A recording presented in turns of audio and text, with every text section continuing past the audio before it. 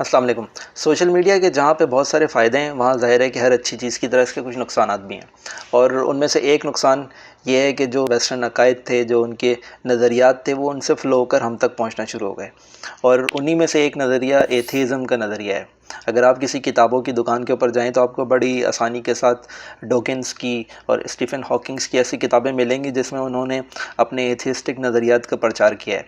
लेकिन इसके रद्द में उस लेवल के दलाइल के साथ आपको कोई उर्दू में किताब इतनी आसानी के साथ दस्तयाब नहीं होगी, क्योंकि ज़ाहिर है ये हमारा मसला भी नहीं था। और ये मसला था असल में क्रिश्चियंस का, वेस्ट का मसला था, जहाँ से ये नज़रियात आ रहे थे। तो इसीलिए क्रिश्चियंस ने इसका बड़ी ख़ूबसूरती के साथ बहुत अच्छे दलाइल के साथ जवाब दिया है।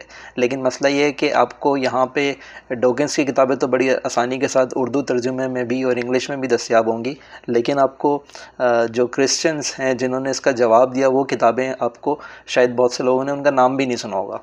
जैसे कि माइकल बीही हैं और जॉन लेनक्स हैं, हमज़ा जॉर्जेट्स हैं, और बहुत सारे ऐसे लोग हैं। तो इन्हीं में से आज एक जॉन लेनक्स की एक किताब है जिसका नाम है गॉड्स अंडरटेकर। मैंने उसको सिलेक्ट किया और मैं उसमें से कुछ चीज़ें यहाँ पे डिस्कस करूँगा।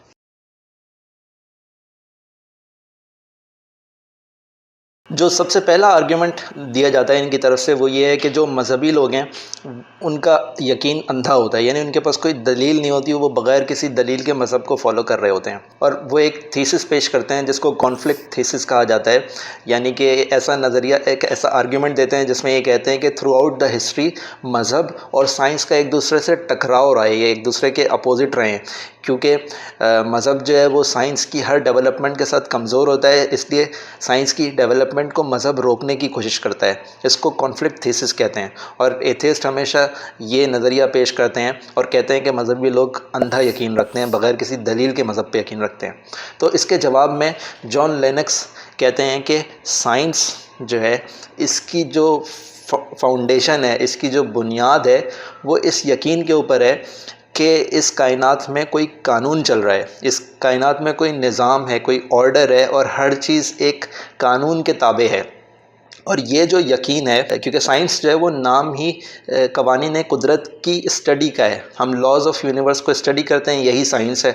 अगर कोई लॉज़ ही नहीं होंगे तो हम साइंस करेंगे कैसे? मिसाल के तौर पे अगर लाइट आज एक कांस्टेंट स्पीड के साथ हरकत करती है और कल उसकी स्पीड कुछ और हो जाए और परसों पता चले कि लाइट हवा में किसी और रफ्तार से मूव कर रही है और खला में किसी और रफ्तार से सफ़र कर रही है, तो फिर मैं कोई लॉ कैसे पेश करूँगा? कोई लॉ है जिसको हर चीज़ फॉलो कर रही है, जिसके तमाम यूनिवर्स ताबे है, तभी तो मैं उसको स्टडी करूँगा। तो ये यकीन कि कायनात में हर चीज़ किसी कानून के ताबे है, इस यकीन की बुनियाद पे ही साइंस शुरू हुई थी। और ये जो यकीन है, ये इंसान को मज़हब से मिलता है, क्योंकि जब हम ये यकीन रखते हैं कि कोई खुदा है, कोई रब है जिसने इस कायनात को बनाया, और वो लॉ गिवर है, वो कानून देने वाला है, और हर चीज़ उसके दिए हुए कानून को फॉलो कर रही है। तो ये जो बेसिक आइडिया है कि हर चीज़ एक कानून को फॉलो कर रही है, ये तो देता ही मज़हब है, ये तो मिलता ही मज़हब से है। और यही बात कुरान शरीफ में अल्लाह ताला बार बार फरमाते हैं कि उसने हर चीज़ को एक अंदाज़े से बनाया, उसने हर चीज़ के लिए एक अंदाज़ा मुकर्रर कर दिया। वो ज़ाहिर है वो एक कानून की बात कर रहे हैं कि हर चीज़ को एक कानून के तहत बनाया गया, हर चीज़ एक कानून के तहत चल रही है।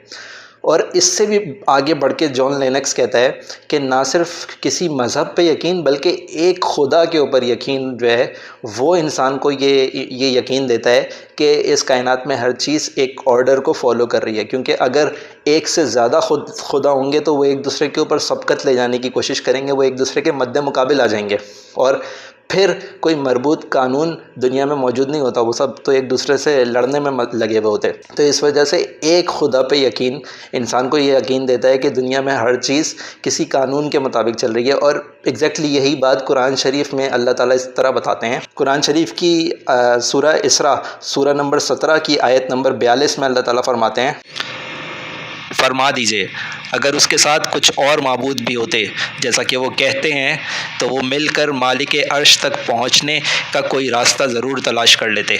और इसी की आगे एग्जाम्पल देते हुए वो बताता है कि जो ये चाइनीज़ सोसाइटी थी, ये जो चीनी हुआ करते थे, ये लोग किसी खुदा पे यकीन नहीं रखते थे।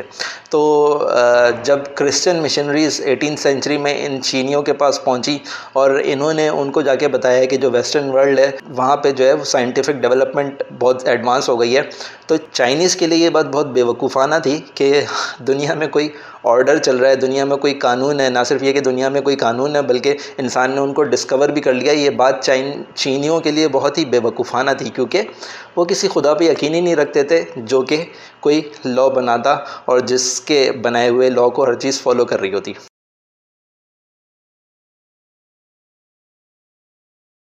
उसके बाद ये जो एथियस्ट हैं, इनका क्लेम है कि दुनिया में किसी भी चीज़ को जानने का, कोई भी इल्म हासिल करने का एक ही ज़रिया है, और वो है साइंस। एक बहुत मशहूर फ़िलासफ़र हैं बर्ट्रैंड रसल, उसका ये एक मशहूर कोट है, what science can not discover human kind can not know. यानी जिस चीज़ को साइंस डिस्कवर नहीं कर सकती वो इंसानियत को कभी पता ही नहीं चल सकती। और इसी की बुनियाद पे वो कहते हैं कि क्योंकि आज तक साइंस खुदा के वजूद को साबित नहीं कर सकी, इसका मतलब खुदा है ही नहीं। अगर कोई खुदा होता तो अब तक साइंस में कोई ना कोई साइंसदान जो है वो खुदा के वजूद को साबित करके नोबेल प्राइज़ जीत चुका होता। जवाब में, इस चीज़ के जवाब में जॉन लेनक्स कहता है कि अगर ऐसा होता तो जो बहुत सारे डिसिप्लिन है स्कूल्स में और कॉलेजेस में, वो तो वैसे ही ख़त्म हो गए होते। मिसाल के तौर पे लिटरेचर और आर्ट्स, ये तो ऐसे चीज़ें हैं जो कि जिनका साइंस के डोमेन से कोई ताल्लुक़ नहीं है।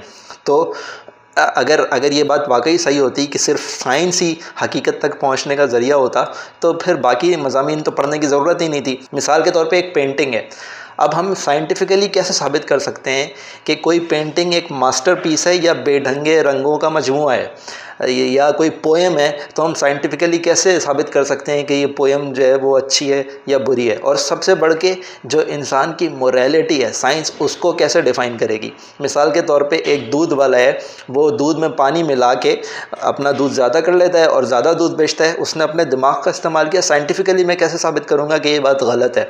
या कोई शख्स है, वो किसी दूसरे शख्स को कत्ल करके उसकी जायदाद हथिया लेता है, उसने अपने दिमाग का इस्तेमाल किया, ताकत का इस्तेमाल किया और उसने उसकी जायदाद हथिया ली। साइंटिफिकली मैं कैसे प्रूफ करूँगा कि ये कोई गलत काम उसने किया। इससे आगे जाके साइंस की जो लिमिटेशन है उसको प्रूफ करने के लिए एक बहुत खूबसूरत मिसाल वो देता है। वो कहता है कि मिसाल के तौर पे एक औरत है, फ़र्ज़ कर लें उसका नाम ज़ुलेखा है। ज़ुलेखा एक केक बनाती है और उस केक को बनाने के बाद वो दुनिया भर के जो माहिर साइंसदान हैं, केमिस्ट हैं, फिज़िसिस्ट हैं, मैथमेटिशियन हैं, सबको जमा कर लेती है। अब उसके बाद उनको वो केक खिलाती है। अब जो केमिस्ट है वो बता देगा कि इसके अंदर कौन कौन से एलिमेंट्स शामिल हैं।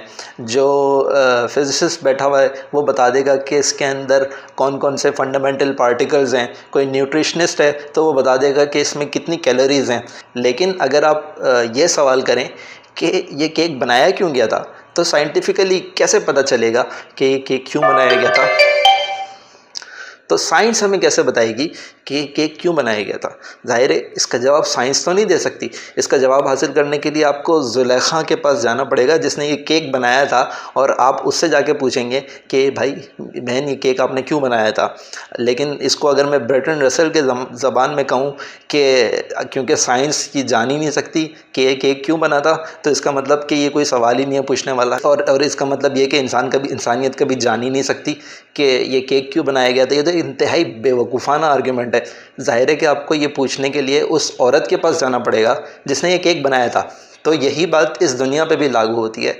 ये दुनिया क्यों बनाई गई, इसका बनाने वाला कौन है, ये सवाल पूछने के लिए आपको ये सवाल आपको साइंस इसका जवाब नहीं देगी, इसका जवाब आपको रिलीजन देगा।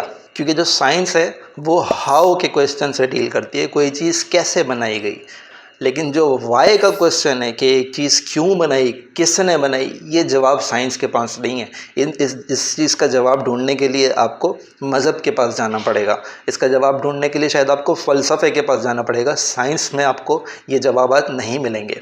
और इसी के आखिर में इसी चीज़ के लिए एक बड़ी अच्छी एग्जांपल देते हैं वो। अब एक शख्स जो है वो फोर्ड कार में दूसरे सैयारे से आता है और वो फोर्ड कार उसको मिलती है। वो आके उस फोर्ड कार में बैठता है और उसको चलाना शुरू कर देता है।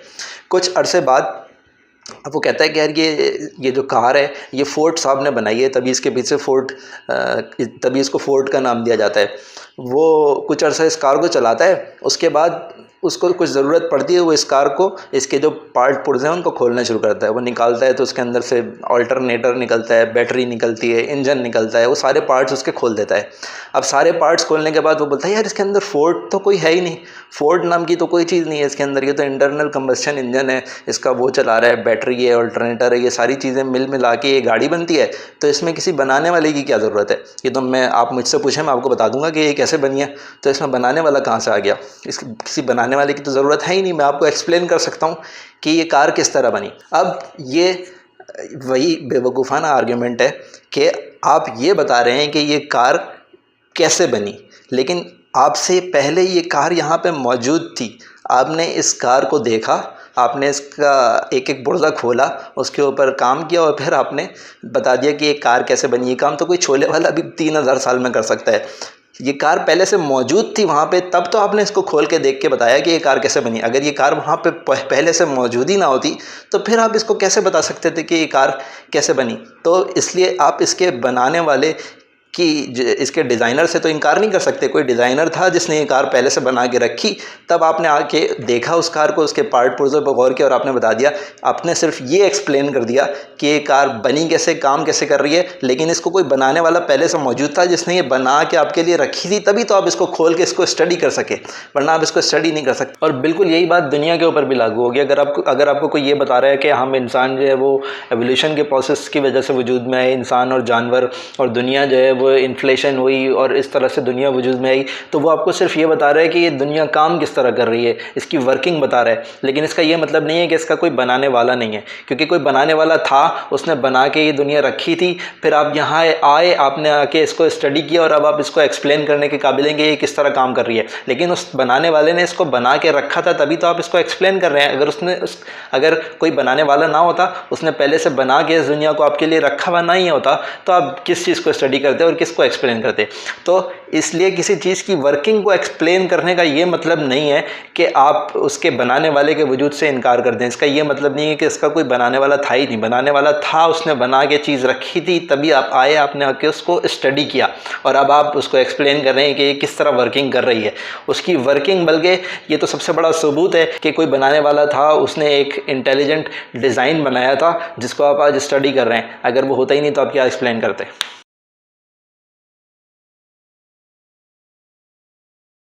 और उसके बाद ये लोग हमेशा गैलीलियो की मिसाल देते हैं, गैलीलियो वाले वाक़े की।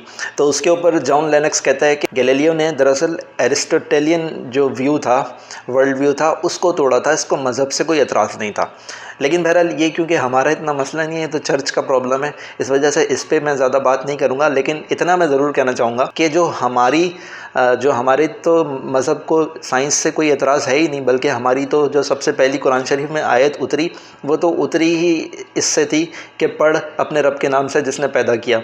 तो इस्लाम को तो तालीम से कोई एतराज़ नहीं, बल्कि इस्लाम तो बार बार कहता है कि तुम गौर नहीं करते, तुम अंधे हो, बहरे हो, देखते नहीं हो, सुनते नहीं हो, गौर नहीं करते। इस्लाम का तो मतलब अगर आप पढ़ें कुरान शरीफ तो बार बार इस्लाम झंझोड़ के कहता है कि पढ़ो पढ़ो पढ़ो, तुम्हें भेजा ही इसलिए गया है, तुम्हें गौर करने के लिए दुनिया में भेजा गया है, ना कि तुम्हें भेड़ बकरियों की तरह दुनिया में ज़िंदगी गुजारने के लिए भेजा गया है।